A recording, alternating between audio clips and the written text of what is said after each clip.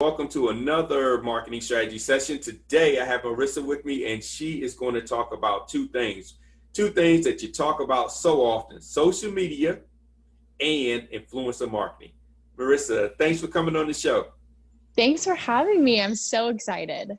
Great. So we've been talking about social media marketing for so long now, it seems. It's only really been a few years, but for so long. And, you know, a lot of times I guess people come to you and they ask you, what's your thoughts on social media marketing? And they come from a vanity point of view. Like, how can I get more likes? How can I get more, shares and comments and so forth? What are some of the things you've seen in regards to social media marketing over the last few years? Yeah, well, that's a really great point because all the time we're seeing changes in social media. So it's, what worked 5 years ago, what worked 2 years ago, what even worked a year ago is completely different now.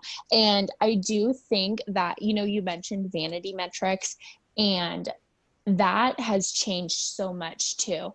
And I think that it's a misconception, that they want all the followers and they want all the likes and all the shares and stuff. And sharing is important. Shareable content is incredibly important. That's a whole different thing. But having a community that is engaged with you and ready to buy from you, or if you're an influencer, they're ready to buy the products that you are promoting, that is the most important thing. And so as we're moving into, a new era of social media, almost every year, almost every 6 months, Yes. essentially, brands are looking for your engagement rate. If you have 10K, but only like maybe 1,000 people are engaging with you, they're going to go to the influencer that maybe has 3 to 5K and has the whole 3 to 5K engaging with them because they're going to be reaching more people. So yeah, that's a lot right there. Yeah, that makes a lot of sense. So it's more of I remember before social media, it used to be with list building. They would say, a person with 1,000 people in their list, but nobody is opening the emails versus a person that has 100 people in their list, but 100 people open the emails. That person with 100 has more power. So that makes a difference. Yeah. Now, another thing that people always look at when it comes to those vanity metrics: should I buy engagement or have organic engagement versus paid engagement? So, I Mm-hmm. mean, the three difference for those that don't know. Buying engagements, you can literally buy people likes, shares, so forth, or bots. They may be bots too, versus organic, which people find your content and they truly like it or share it, versus paid, to where you literally pay the platform to send you people that are most likely to engage. But it doesn't Mm-hmm. mean that they really do it, but they like everybody's stuff. So so if you send it to them, they're just going to click like anyway.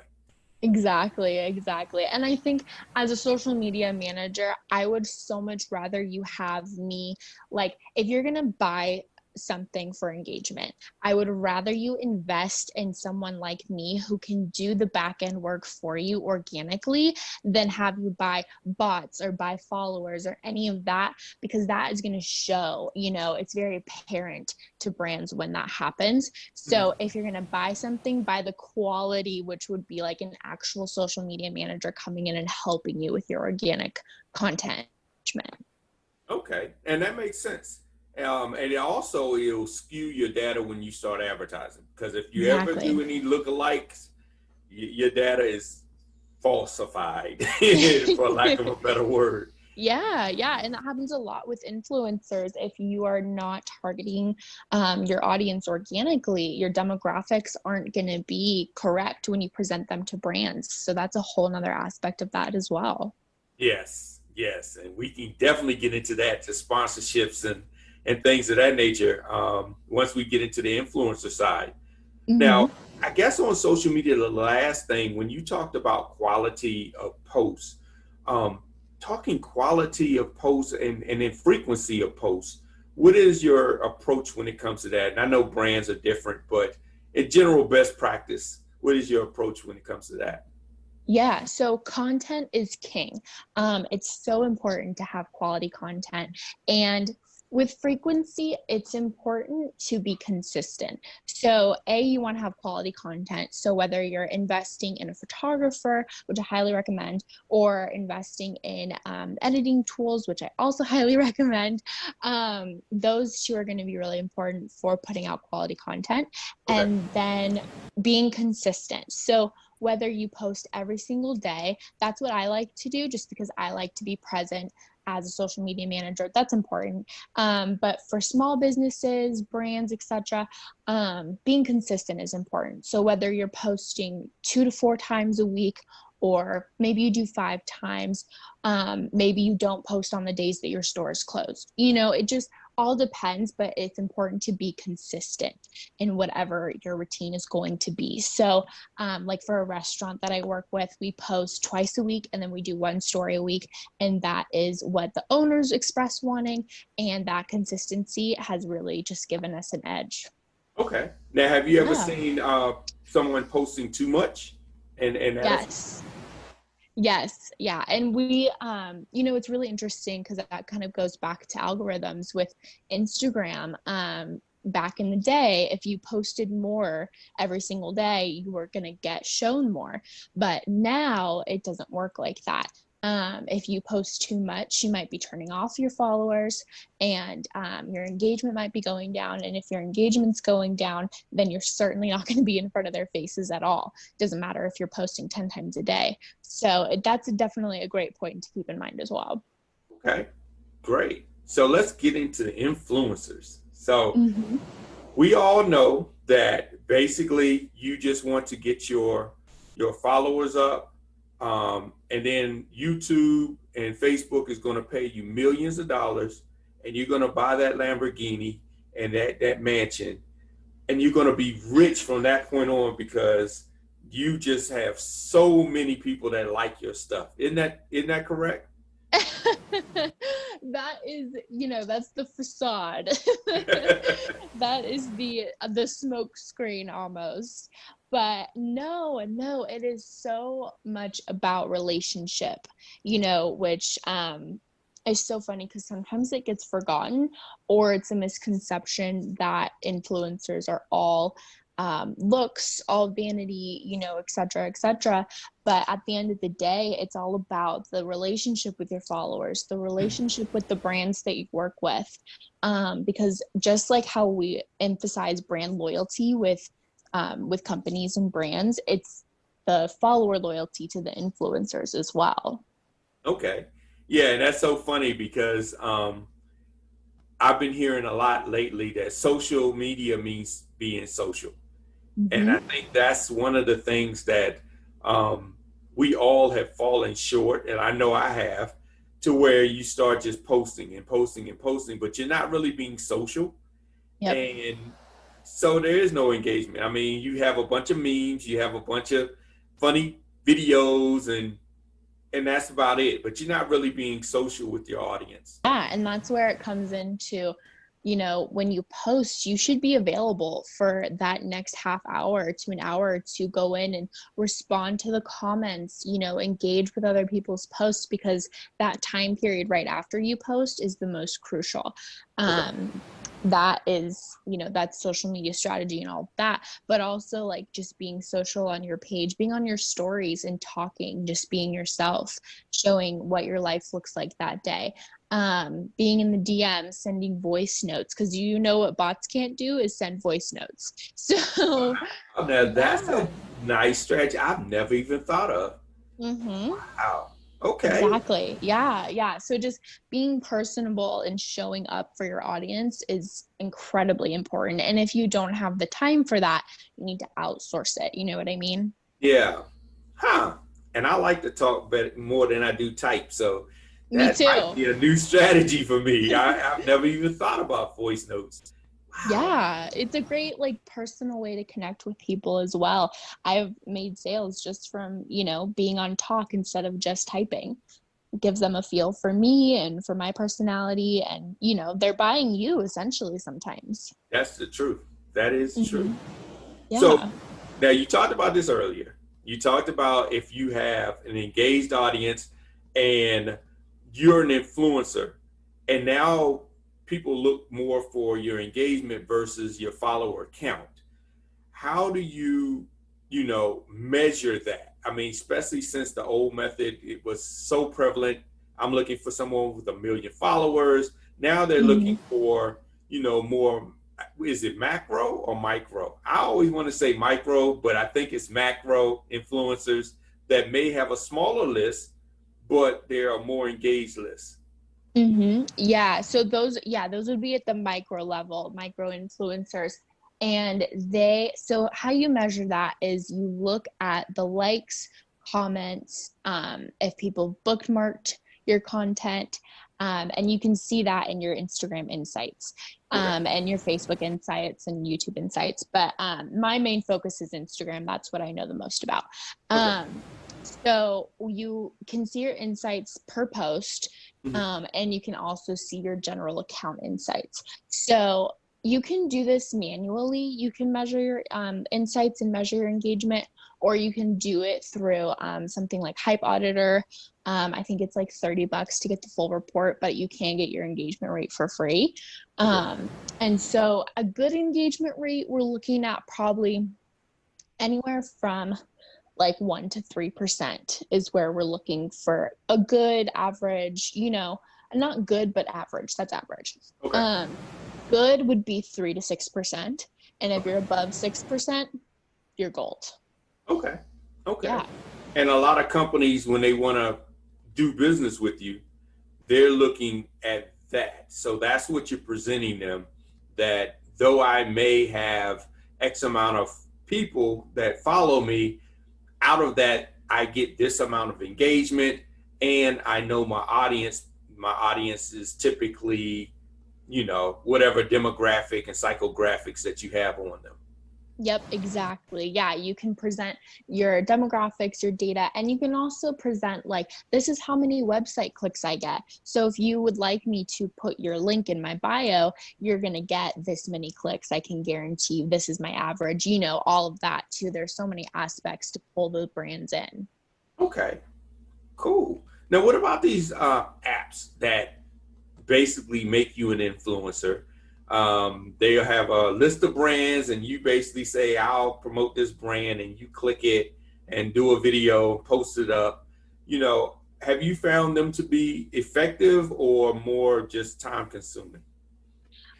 Incredibly time consuming, because what happens is you sign up and you're trying to find brands, but you might only get one deal every 6 months. You don't know the frequency of how many brand deals you'll get.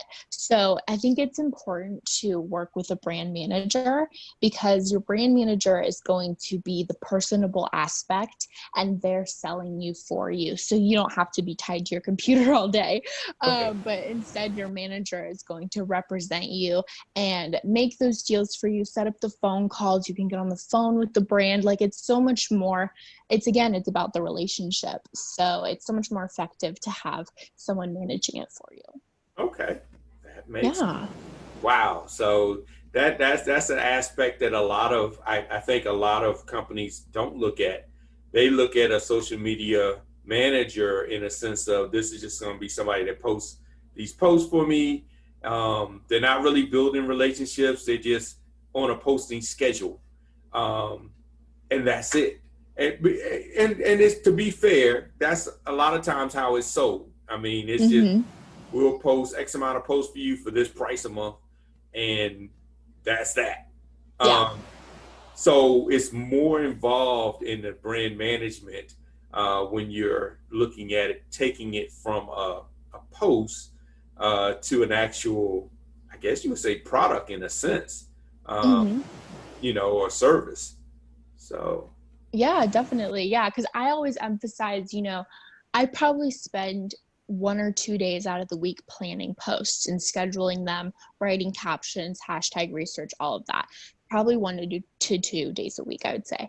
And then the rest of the week is all about community management and engagement, which is that relationship building aspect. And I tell all of my clients, the bulk of this work is growing your account and growing and building and cultivating the relationships. Okay. Yeah. Yeah. And that's something that is hard for businesses to do. Because first of all, Yeah. most businesses are, I would say, machines in a sense. That relationship building and warm feeling is not a part of the way they do business. It's more transactional. You really don't communicate much, hands off type. So that's a new concept for a lot of businesses. Mm-hmm. And even when I've consulted companies that are large companies, it's really hard for large companies to build that relationship. Smaller companies, especially mom and pop, it's a little easier because it's just you and you can answer a lot of the messages and so forth, where a big company is kind of like just a machine. Um, Mm-hmm. so that's a great point, is building relationship, or at least finding ways to engage the relationship communication, to give yourself a chance to build a relationship. Yeah. Yeah, exactly. Yeah. And even when working with like a bigger company, I'm on the team at Arizona State University for their social media. We have whole departments, whole teams, just for one account, two accounts, so that we can go in and make sure we're responding to comments, checking out our tags, all of that. So, Oh, yeah. now, do you use any type of like automation, or would you recommend using any type of automation for that relationship building, or the personal touch, the person actually responding is a better approach? I think a combination of both, to be honest with you, especially on a scale that large. I think, Facebook has the wonderful tool of initiating that message with, how can I help you? Or would you like to set up an appointment? You can send that automated message. And then once there's a reply, you can go in and continue that conversation. So I think having an easy, automated system to get things going, and then you can go in and build from there. Okay, great, great. Yeah. So the last part of the show, we always talk about the good, the bad, and the ugly. So you can share some good, bad, and ugly experiences, or things you've seen in the market. Yeah. Okay. Um, Great things are things we've already, covered: organic content, organic engagement, really investing into local, either freelancers or local businesses who can support you in that growth, because truly business owners, like, a lot of them don't have time for this and that makes total sense. So good things, all organic and relationship building, like we've covered. Bad would be, don't, I think, as for influencers, don't just go with the flow, don't, like, don't try to be an influencer that you're not, and don't try to build a brand of, oh, I'm an influencer, but then there's like, it's all fluff, Okay. don't go down that path. Ugly. Don't buy your followers because it's I was thinking the obvious. same thing. I was thinking the exact same thing. It's obvious. Just don't do it. Just don't even do it. It's a waste of your money. Invest it, invest into someone who's going to get you real followers. So that's all the good, bad, and ugly I can think of. Okay. That's great. That's great, actually. I was thinking the same thing when it came to it. Um, because I've seen so many do it, and when you start to look at doing ads and actual conversions, Mm-hmm. it kills your numbers. I mean, Mm-hmm. it really kills your numbers, because they're like, oh, well, we had 10,000 people come to, this, and we only converted at this percent. It's like, you really didn't have 10,000. You kind of bought 9,000 of them. So you really had 1,000 people, which makes your Yep. conversion a little bit better, but we can't really now pull any type of true information to make decisions on, because we don't know how many, and it takes so much time to filter out the fake, Mm-hmm. and it just doesn't make it Yes. worth it. So, Yeah, exactly. And then actually you just reminded me another bad, I don't recommend boosting posts on Instagram. I recommend a detailed and strategized Facebook ad campaign that connects to your website. So you can use Pixel and retarget all of that. So another bad, just Instagram boosting does nothing, but gets you maybe in front of a few more faces. yeah, actually, I've heard the same thing when I was talking to some experts about Facebook boosts, that used to work. Like you said earlier at the very beginning of the show, it used to work a few years ago, but Mm-hmm. now it's like just giving money, just giving Mm-hmm. them money. Exactly, exactly. And sometimes it can even be detrimental to your strategy because you're paying for a post and boosting your posts, but then maybe once you stop paying, Facebook and Instagram are going to stop showing you because you're not paying anymore. Craziness. Yeah. So don't start nothing you can't finish. No, it's kind of you started a bad trend. So wow, that's good to know. Good to know. Well, Marissa, thanks so much for the information. Now, if somebody wanted to have you manage their brand, how can they get in touch with you? Yeah. So my Instagram is just my name, Marissa Piper. It's Marissa Pieper. A little bit of a strange spelling there. The E gets you. I know, and it's like one R, one S, and Marissa. It's there's so many ways to spell all of it, but you can find me on Instagram and Facebook, and my email is on my Instagram, so you can email me or DM me. I'm on there constantly. So, Okay, great. Well, thanks so much for sharing. Hopefully, y'all learned a lot. I did, as I've learned a lot as always. And if you need someone to help you to actually get some traction with your social and influencer marketing, feel free to reach out to Marissa. And we also want to hear your comments and your questions in the actual post, so we can engage with you. So that's the whole key to it all. So look forward to hearing from you. Thank you once again, Marissa, and thank you. best of success for everyone.